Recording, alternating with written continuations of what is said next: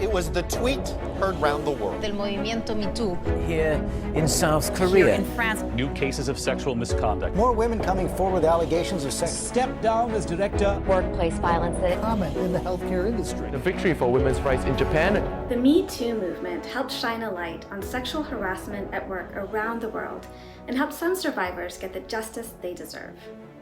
But even before Me Too, workers, employers, and government members of the International Labor Organization, or the ILO, which sets global labor standards, have worked together to end violence and harassment at work.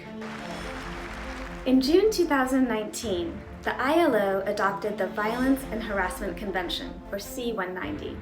So how does this work, and what difference will it make? Well, the treaty requires governments to adopt laws that prevent and respond to violence and harassment at work. It ensures that survivors have ways to make complaints, have protection from retaliation when they come forward, and have access to services and remedies. It also means that employers are responsible for preventing violence and harassment and must create workplace policies, provide training, and have channels for workers to make complaints. The treaty also defines violence and harassment in the world of work much more broadly than before. Violence and harassment are defined as psychological, physical, economic, or sexual harm. Protections from these harms don't just apply to people working in sites like offices and factories, but anywhere they're doing activities related to work, like work events, commutes, private homes, or schools.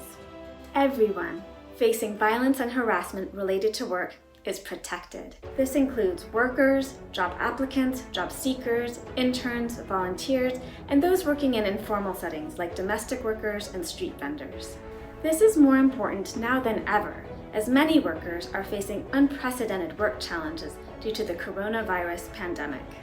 The ILO Violence and Harassment Convention, or C-190 treaty, is a groundbreaking advance in workplace standards. But in order for it to be implemented, governments have to ratify it.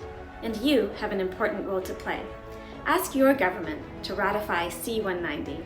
It's about time that everyone can work in dignity and safety, and that we don't see headlines like these anymore.